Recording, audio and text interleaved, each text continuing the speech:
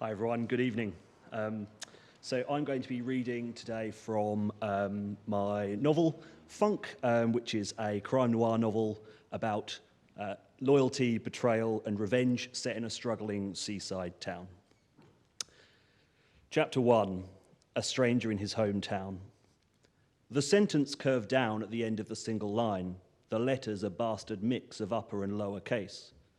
The postcard itself was unsigned, the deck chairs on the front at odds with the grim communique. Somebody shot Bramwell Crane. I travelled thousands of miles to reach the last place I wanted to be. Home.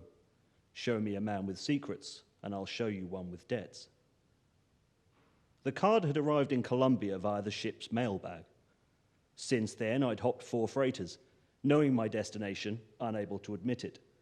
Lima, Rotterdam, Le Havre, Felixstowe. My duty to Bramwell growing inside me with each setting sun. Our ship approached harbour.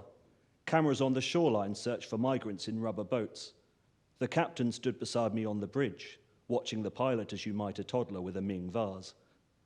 "This not somebody else's problem?" he said, his voice high-pitched and scouse like air escaping from a balloon. "Maybe," I said. "You'll be doing it anyway?" I shrugged. I didn't know the captain's name, didn't need to. Everybody just called him Captain, as though he'd sprung from the womb with the hat on. He pulled a photograph of 2 young children from a tattered wallet, third pocket, behind a fixture list and a phone card. "Got anyone at home?"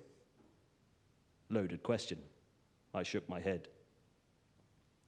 We stood in silence as the boat cut along the beach towards the blue cranes, the coastline a tapestry of a past I'd rather forget. I remembered Calhoun's words like they were yesterday. "I wish you'd never told us." Little wonder I rarely came back. Guess I wasn't the high school reunion type. The captain nodded to the document case in my hand. "That your file?" "Huh? Your file about your friend?"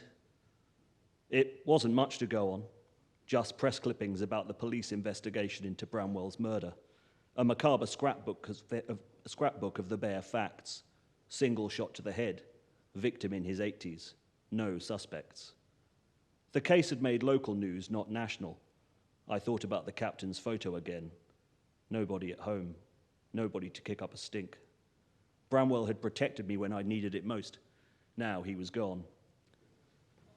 It was mid-morning, summer was starting and the beach was filling with pale skin despite the wind. The captain eyed my needle scars and cheap port tattoos. Sideways glance, furtive. He raised his hand to criticize the pilot, then decided it wasn't worth the trouble. We stood and watched the sea. "The boys say you worked for the bosses?" Worked, I thought. I kept my gaze on the shoreline and hoped he'd leave me be. It's nothing, just finding people, finding things. "Don't sound like nothing." I'd worked 30 years for the Finisterre Shipping Company, graduating from stowaway to in-house fixer. The company became family to a boy who'd fled his own. I called it the School of Hard Knots. Nobody ever laughed. For the last 10 years, I'd worked under the wing of a Frenchman named Lafarge, going solo when he'd retired. The freighters kept us busy, a law unto themselves and a recipe for trouble. Take one crew of misfits, pack in a tinderbox with a liberal dash of moonshine, ferment under a Pacific sun, set the timer for 6 months and stand back. I turned to the captain. Like I said, it's nothing. Lafarge had a saying, the 4th of his 10 commandments: loose lips literally sink ships. I pictured him, a gauloise hanging from his mouth, a Hawaiian shirt loose on his diminutive frame.